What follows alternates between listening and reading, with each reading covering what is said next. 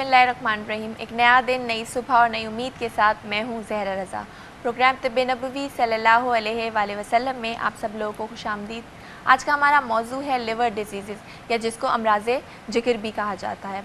जिगर हमारे जिस्म का एक बहुत ही अहम ऑर्गन है जो कि बेसिकली हमारे जिस्म में बनने वाले टॉक्सिन्स या जहरीले मादों को जिस्म से बाहर निकालता है, और अगर इसमें कोई ख़राबी हो जाए तो हमें बहुत सी मुश्किलात का सामना भी करना पड़ता है। आज हम इससे मुतालिक बात करेंगे कि जिगर के कौन से अमराज़ हैं और इनसे कैसे बचा जा सकता है। हमारे साथ मौजूद हैं माहिर तिब्बे नबवी जनाब प्रोफेसर तारिक अहमद साहब। अस्सलाम वालेकुम सर। वालेकुम अस्सलाम व रहमतुल्लाह। Welcome to the show.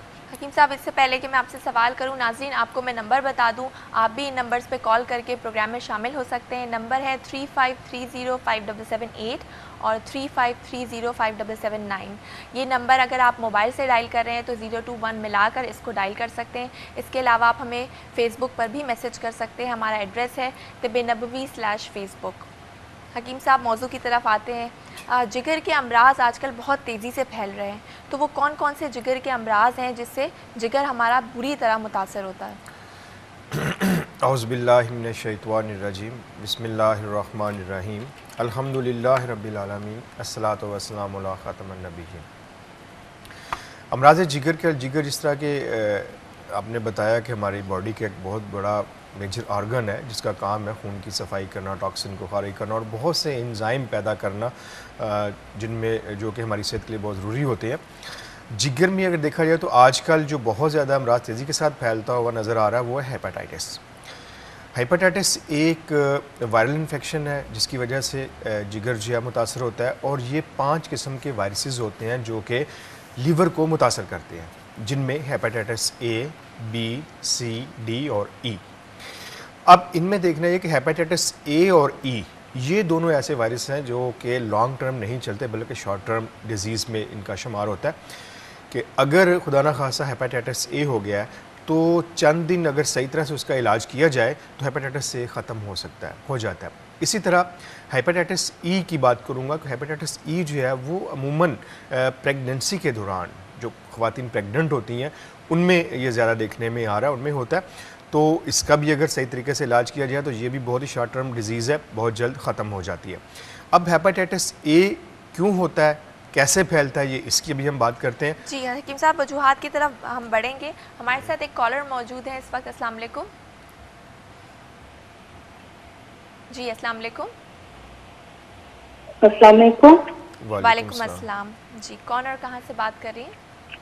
Fauzia Arif. ठीक है, आरिफ वाला से। फौजिया, आप बता दें आपका क्या मसला है?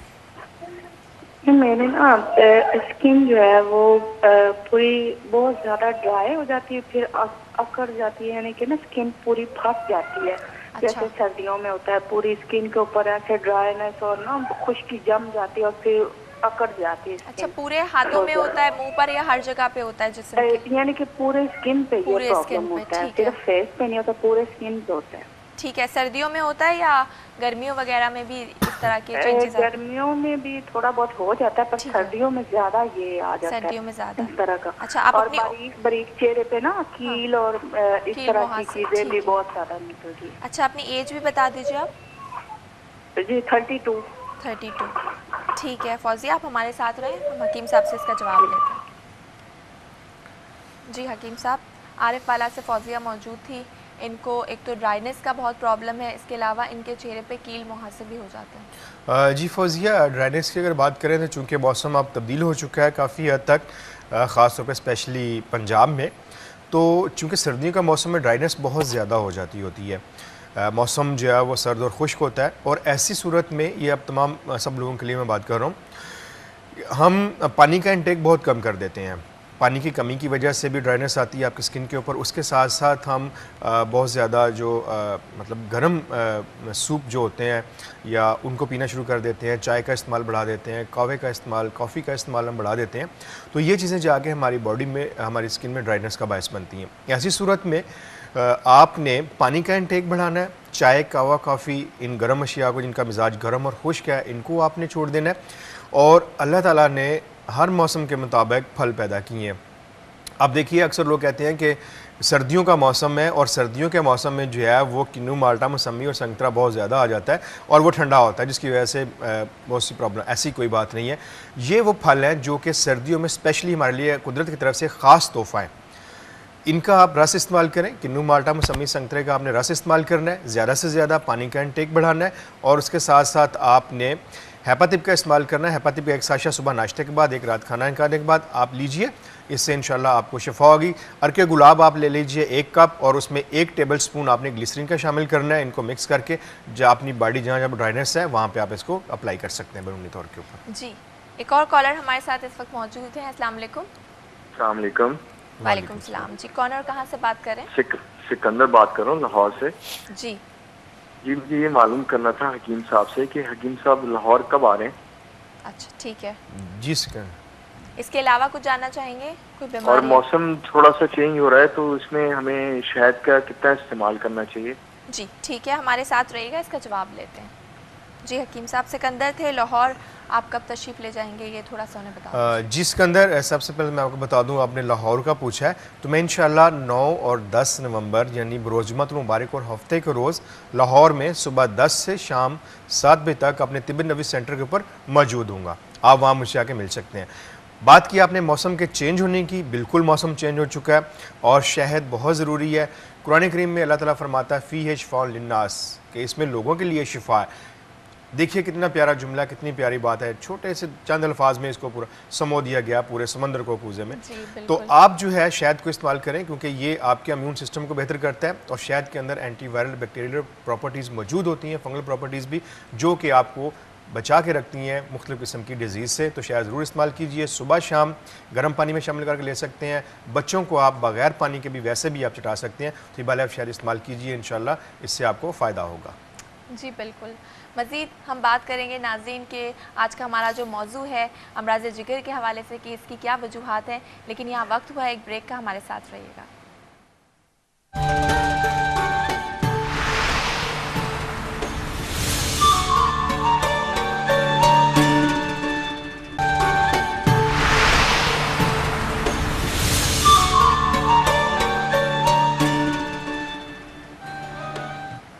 वेलकम बैक नाज़रीन।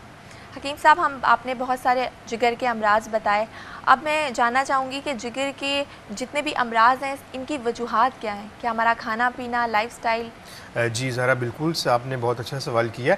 आपके सवाल का जवाब देने से पहले मेरे साथ कॉलर थे, ब्रेक पर जाने से पहले मैं आपको एड्रेस बताना चाहूँगा। मैं एड्रेस बताना भूल गया था आपको, आप नोट फरमा लीजिए।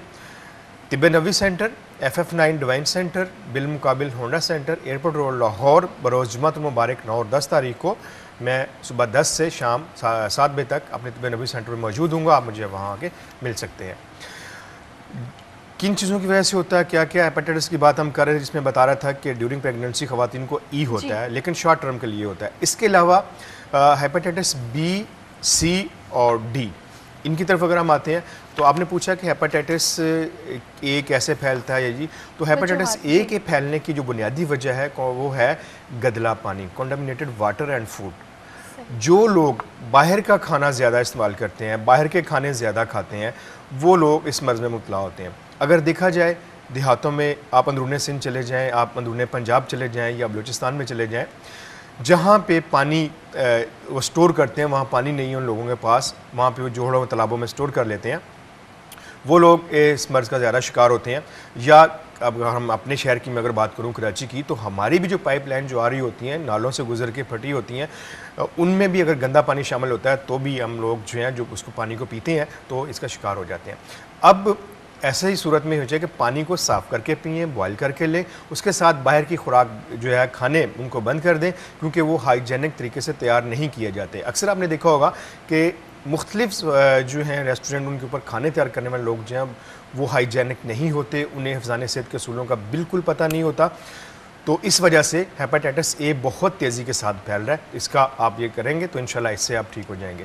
ठीक है। और बाकी बात हेपेटाइटिस से अगर हम सी की करें तो या बी की, उसकी क्या वजह, बुनियादी वजह होती है ब्लड ट्रांसफ्यूजन, कि अगर आप ब्लड जो है वो किसी दूसरे को ले रहे हैं या उसको दे रहे हैं, तो ऐसी सूरत में जब आप ब्लड ट्रांसफ्यूजन हो तो उस वक्त ब्लड का टेस्ट होना बहुत ज़रूरी है।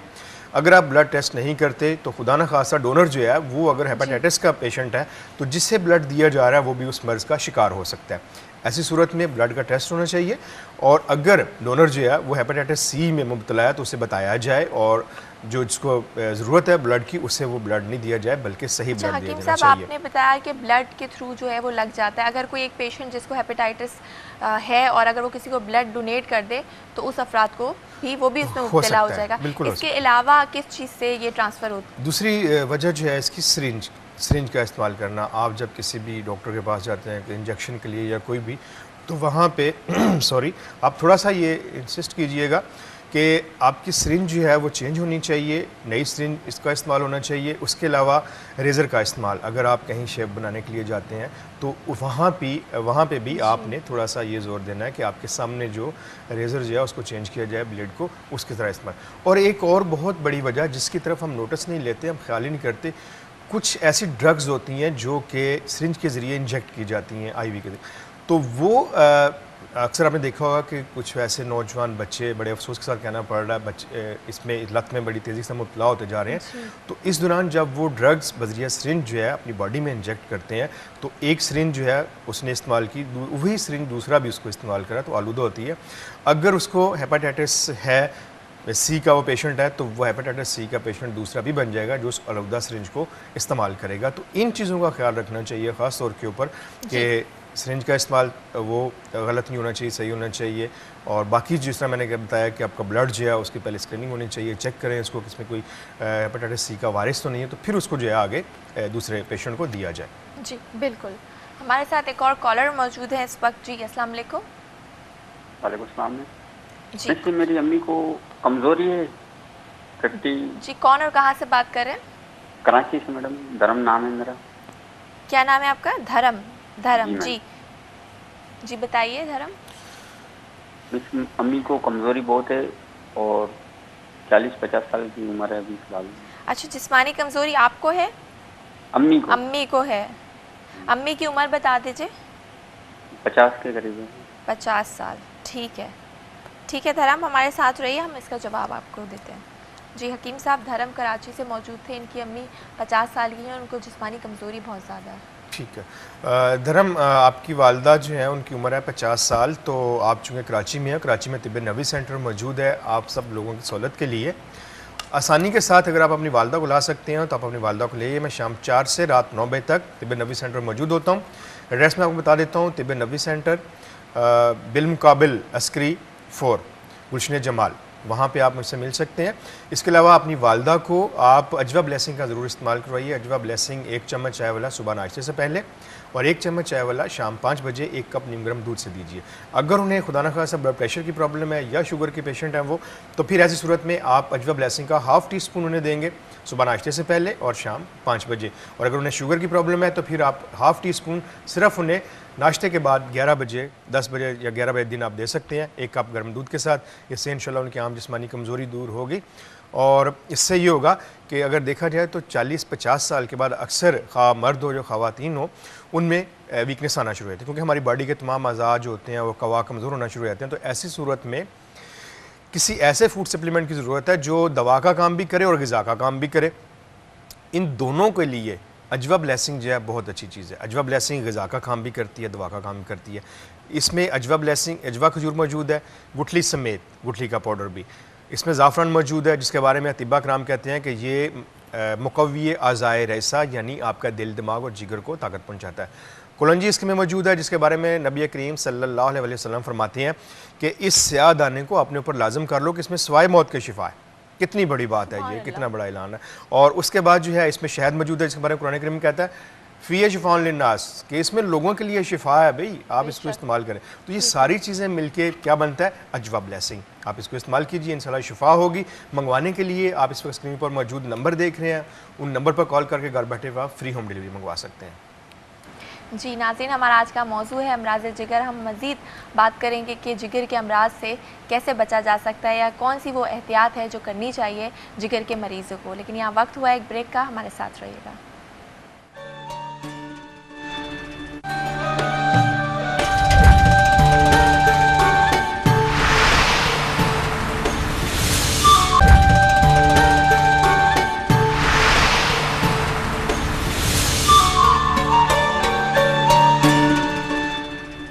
वेलकम बैक नाज़रीन। आज का हमारा मौजू है जिगर के अमराज। हकीम साहब बात कर रहे थे, आपने बताया हेपेटाइटिस ए, बी, सी और भी बहुत सारे जिगर के अमराज हैं। आपने बताया कि हेपेटाइटिस ए जो है वो शॉर्ट टर्म है और वो उसका इलाज मुमकिन है, लेकिन अब मैं बात करूँगी बी, सी जो कि क्रोनिक, जिनका शुमार क्रोनिक डिजीज़ में होता है और इसका इलाज भी एक तवील अरसे तक रहता है। तो मरीज़ को क्या इसके साथ एहतियातें करनी चाहिए कि इस मर्ज़ में जल्द से जल्द कमी आ सके? जी बिल्कुल, हेपेटाइटिस बी और सी की अगर बात करें तो हेपेटाइटिस बी एक ऐसा मर्ज़ है कि ये क्योरेबल है। इसकी आप मेडिसिन लेते रहें, आप इसको एहतियात करें, खाने पीने में ऑयली चीज़ों का इस्तेमाल ना करें, तो ये आप मतलब ये कि आपको नुकसान को नहीं पहुंचाएगा। ऐसे ही है जैसे कि आप शुगर की मेडिसिन लेते हैं, डायबिटीज़ की आप दवाई लेते रहते हैं तो कंट्रोल में रहती है, आपको कोई नुकसान नहीं पहुंचता ले। और हेपेटाइटिस सी जो है ये क्योरेबल है, ये ठीक हो जाता है। इसके लिए ये है कि आपको जब डायग्नोज हो जाए तो वक्त के ऊपर दवा का इस्तेमाल करना है, परहेज़ में तली हुई अशिया का इस्तेमाल नहीं करना, और वो असबाब जो पैदा होते हैं हेपेटाइटिस को पैदा करने के लिए उनसे दूर रहना है। ज़्यादा स्कील चीज़ों का इस्तेमाल नहीं करना, बहुत लाइटली चीज़ों का इस्तेमाल करना है, सादा ग़िज़ा का इस्तेमाल करना है, ताज़ा फल, ताज़ा सब्ज़ियों का आपने इस्तेमाल करना है। और इसका साथ साथ आप जब प्रॉपर तरीके से मेडिसिन लेंगे तो हेपेटाइटिस सी जो है वो मुकम्मल तौर पे ख़त्म हो जाता है। इसका कोई ऐसी प्रॉब्लम नहीं है, लेकिन ये है कि इलाज का सही होना बहुत ज़रूरी है। जी हकीम साहब, इसके अलावा बहुत ये एक चीज़ अमूमन लोगों में देखने में आती है कि उनको फैटी लिवर हो जाता है, जिगर में चर्बी का भर जाना। तो क्या इसको हम मोटापे से रिलेट करेंगे या इसकी और भी वजूहात हो सकती है? मोटापे से भी होता है, लेकिन ये कि जिगर के अंदर अमूमन फ़ैट्स तो होते ही हैं, तकरीबन 10% तक, 10 से 15 तक उसमें फ़ैट्स होते हैं अगर हो इतना हुए, लेकिन जब इससे ज़्यादा मिकदार में बढ़ जाते हैं तो फिर हम इसको फैटी लिवर में ले लेते हैं। इसमें ये होता है कि इसमें फ़ैट्स का इस्तेमाल नहीं करना चाहिए। अगर आपका वेट बहुत ज़्यादा है उसको कम करने की कोशिश करें, वज़न और चिकनाइयों का इस्तेमाल बिल्कुल बंद कर दें, तो आप जो है फैटी लिवर से भी महफूज रह सकते हैं। तो हकीम साहब, ये ख़तरनाक बीमारी है फैटी लिवर, या ये हो जाती है ठीक, क्योरेबल है? अमूमन फैटी लीवर अगर देखा जाए तो बहुत ही आम सा एक मर्ज़ है, लेकिन इतना ख़तरनाक नहीं है। लेकिन जब आप इसका ख्याल नहीं करते, आप प्रॉपर तरीके से इसका इलाज नहीं करते, ट्रीटमेंट नहीं लेते इसका, तो फिर आगे चल के ये आपके लिए ख़तरनाक भी साबित हो सकता है। तो इसलिए इसका ट्रीटमेंट बहुत ज़रूरी है कि आप इसका ट्रीटमेंट लें। अच्छा हकीम साहब, वो कौन सी ऐसी ग़िज़ाएँ हैं जो कि हेपेटाइटिस बी और सी के पेशेंट इस्तेमाल कर सकते हैं? कहते हैं गन्ने का रस बहुत ज़्यादा अच्छा होता है आपके जिगर के लिए। हाँ जी बिल्कुल, गन्ने का रस ये है कि लोग अक्सर इस्तेमाल करते हैं इसको कि जी इससे जो है हेपेटाइटिस वगैरह जो है वो ठीक हो जाएगा। लेकिन इसके साथ साथ आप ताज़ा फलों के रस जो है वो इस्तेमाल करें, गाजर का रस इस्तेमाल करें, मूली का रस इस्तेमाल करें। मूली हेपेटाइटिस की हर किस्म के लिए बहुत ही ज़बरदस्त चीज़ है, चाहे वो हेपेटाइटिस ए हो या ई हो या बी, सी या डी, आप मूली को इस्तेमाल कर सकते हैं। और इसका मैं आपको तरीका बताता हूँ मूली का, कि आप 1 गिलास गाजर का एक रस लें, उसके 3 हिस्से गाजर का रस होना चाहिए, 1 हिस्सा आप उसने मूली का रस शामिल कर लें। आप इसको रोज़ाना इस्तेमाल करना शुरू कर दें। इसके साथ साथ आप मूली के पत्ते लें, आजकल सीज़न है मूली का, मूली के पत्ते ले लीजिए, उन्हें आपने कुचल लेना है अच्छी तरह से। कुचलने के बाद आप उसका रस निकाल लें मूली के पत्ते का, उसको साइड पे रख लीजिए।